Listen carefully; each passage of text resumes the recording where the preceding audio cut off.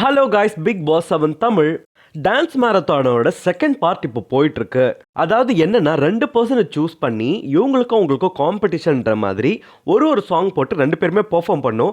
அது 2 பேரில் யார் நல்லா பெர்ஃபார்ம் பண்ணுறாங்களோ அவங்க தான் வின்னர் அப்படின்ற மாதிரி சொன்னார். இதனால தான் மாயாவுக்கும் பூர்ணிமாவுக்கும் பயங்கரமான ஒரு சண்டை வந்துச்சு. அது என்ன சண்டை, ஏன் நடந்துச்சு அப்படின்றதெல்லாம் இப்போ நம்ம ஃபுல்லாக பார்க்கலாம். மாயாவுக்கு ஆப்போசிட்டாக ரவினா வந்திருந்தாங்க. இவங்க 2 பேருக்கும் எந்த பாட்டு போட்டாங்கன்னா பஞ்சதந்திரம்ல இருந்து வந்தேன் வந்தேன் சாங் போட்டாங்க. 2 பேருமே பயங்கரமாக டான்ஸ் ஆடினாங்க. ரவினா நல்லா டான்ஸ்ன்றதுனால செம்மையாக ஆடினாங்க. ஆனால் மாயா வந்து டான்ஸர்லாம் இல்லை அப்படின்றதுனால காமிக்கலாக அவங்க எந்த அளவுக்கு இன்புட் கொடுத்துக்க முடியுமோ அந்த அளவுக்கு கொடுத்து சூப்பராக காமிக்கலாக பண்ணாங்க அப்படின்னு சொல்லலாம். அவங்க பெர்ஃபார்மன்ஸ் முடிஞ்ச உடனே எல்லாருமே வந்து பாயிண்ட்ஸ் கொடுத்தாங்க. எல்லாருமே பாயிண்ட்ஸ் கொடுத்த உடனே பூர்ணிமா கொடுத்தாங்க. பூர்ணிமா என்ன சொன்னாங்க அப்படின்னா, ரவினா வந்து உங்களுக்கு நிறைய இடத்துல ஸ்பேஸ் கொடுத்தாங்க, ஆனால் நீங்கள் ஆடவே இல்லை, பெர்ஃபார்ம் பண்ணவே இல்லை. அது மட்டும் இல்லாமல் ரவினா உங்களுக்கு ஸ்பேஸ் கொடுத்ததுனால எல்லாரோட அட்ராக்ஷனும் எல்லாரோட ஐ கான்டாக்டும் உங்கள் பக்கம் திரும்பிடுச்சு. அதனால் பயங்கரமாக பெர்ஃபார்ம் பண்ணி உங்களுக்கு ஸ்பேஸும் கொடுத்தது ரவினா தான், அதனால் நான் ரவினா கொடுக்குறேன் அப்படின்ற மாதிரி சொன்னாங்க. அந்த இடத்துலயே அந்த விஷயம் முடிஞ்சிருச்சு. வெளியில் போகிறதுக்காக டோர் கிட்ட நின்றுட்டு இருந்தாங்க.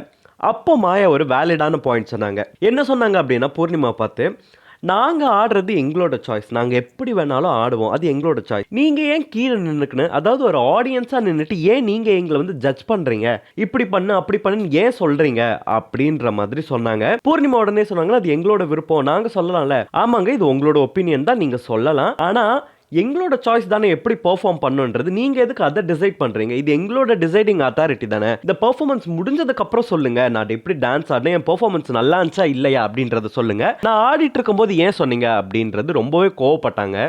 அப்படியே அது வெளியில் கண்டினியூ ஆகிட்டே போச்சு. அப்பவும் பூர்ணிமா கேட்குறாங்க, என்னங்க நான் தப்பாக சொன்னேன் சொல்லுங்க, என்னங்க நான் தப்பாக சொன்னேன் அப்படின்னு சொல்லிட்டே இருந்தாங்க. இல்லைங்க, நீங்கள் பண்ணுறதே நாங்கள் தப்பாக ப்ரொஜெக்ட் பண்ணுது. நான் என்னமோ ரவினாவை வந்து ஜெயிக்கக்கூடாதுன்ற மாதிரி பண்ண மாதிரி நீங்கள் பேசுகிறீங்க. எனக்கு அதெல்லாம் கிடையாது, நான் ஒரு பெர்ஃபார்மன்ஸாக தான் கொடுத்தனே தவிர வேற எதுவும் கிடையாது அது அப்படின்ற மாதிரி பேசுனாங்க. பூர்ணிமா, ஏங்க எனக்கு உரிமை இல்லையா, நான் சொல்லுவேன் அப்படின்ற மாதிரி திரும்ப பேசிட்டு இருந்தாங்க. ஓகேங்க, அது உங்களோட கருத்தை நான் அக்செப்ட் பண்ணிக்கிறேன் அப்படின்னு வந்து உக்காந்துட்டாங்க. அதுக்கப்புறம் பூர்ணிமா வந்து ப்ளீஸுங்க பேசுங்க, சாரிங்க அப்படின்னு சொல்லி பயங்கரமாக கெஞ்சினாங்க. அவங்க கிட்ட கெஞ்சி, எங்க ப்ளீஸுங்க பேசுங்க, ஏங்க என்னங்க ஆச்சு உங்களுக்கு, பேசுங்க, நீங்கள் சொல்லுங்க, நீங்கள் சொல்கிற கருத்தை நான் கேட்டுக்கிறேன், வேற எதுவுமே நான் பேச மாட்டேன் அப்படின்ற மாதிரி சொன்னாங்க. ஆக்சுவலி மாயா அதுக்கு என்ன சொன்னாங்க அப்படின்னா, முதல்ல இந்த காம்படிஷனே சரியில்லைங்க, இது ஒரு பெர்ஃபார்மன்ஸ் தான். டான்ஸ் யாருக்கா வரும் வராமல் போகும், அதுக்காக அது ஒரு போட்டியாக வைக்க முடியுமா? இது ஒரு பெர்ஃபார்மன்ஸாக எது நல்லா இருக்குது அப்படின்றத தான் பார்க்கணுமே தவிர டான்ஸ் பார்க்கக்கூடாது. முதல்ல எனக்கு இந்த கேமே பிடிக்கல, ஒருத்தவங்களை ஆட வச்சு ஜட்ஜ் பண்ணுறதே எனக்கு முதல்ல பிடிக்கல. ஆனால் வச்சுட்டாங்க, நான் டான்ஸ் ஆடினேன், நீங்கள் அங்கே வந்து நீ இப்படி பண்ணு அப்படி பண்ணுன்னு சொன்னது தான் எனக்கு பிடிக்கவே இல்லை, அதை விடுங்க, அதை பற்றி பேசாதீங்க, அதை பற்றி எனக்கு பேசுறதுக்கு விருப்பம் இல்லை அப்படின்ற மாதிரி மாயா சொன்னாங்க. உடனே பூர்ணிமா, என்னதாங்க நான் சொன்னேன், நீங்கள் என்ன சொன்னீங்கன்னு சொல்லுங்கள், நீங்கள் என்ன சொன்னீங்கன்னு சொல்லுங்கள் அப்படின்றத சொல்லிட்டே இருந்தாங்க. மாயா ரொம்ப கடுப்பாயிட்டு, இல்லைங்க விடுங்க ப்ளீஸ், இதை பற்றி இதுக்கப்புறம் பேச வேண்டாம் அப்படின்னாங்க. என்னங்க நீங்கள் சொல்ல மாட்டீங்களா அப்படின்ற மாதிரி சொல்லி பூர்ணிமா அங்கேருந்து கோவப்பட்டு வெளியில் போயிட்டாங்க. ஆக்சுவலி என்னன்னா, மாயா அங்கே ஜெயிக்கல, அது செம்ம காண்டாயிட்டாங்க மாயாக்கு என்னன்னா, நான் பெர்ஃபார்மன்ஸை நல்லா தானே பண்ணேன், உங்களெல்லாம் சிரிக்க வச்சல, காமெடி பண்ணல, அதுக்கு தானே பாயிண்ட்ஸ் கொடுக்கு, நீங்கள் என்ன டான்ஸுக்கு பாயிண்ட் கொடுக்குறீங்க அப்படின்ற மாதிரி தான் அவங்களோட கொஷின் இருந்துச்சு. எனக்கு டான்ஸ் வராது, நான் பெர்ஃபார்மன்ஸ் பண்ணேன், அப்போ அந்த பெர்ஃபார்மன்ஸ் யாருக்கும் பிடிக்கல, டான்ஸ் தான் நல்லா இருந்துச்சு, ஸ்டெப்ஸ் தான் நல்லா இருந்துச்சு, டான்ஸ் ஷோ மாதிரி ஆக்கிட்டீங்க, அதுக்கு யார் என்ன பண்ண முடியும் அப்படின்ற ஒரு மைண்ட் செட்டில் தான் இருந்தாங்க. எல்லாரும் சொன்னதை கூட அக்செப்ட் பண்ணிட்டாங்க. பூர்ணிமாவும் அவங்க ஸ்டெப்ஸ் நல்லா இருந்துச்சு, அவங்க உங்களுக்கு ஸ்பேஸ் கொடுத்தாங்கன்ன உடனே இவங்களுக்கு கோவம் வந்துருச்சு.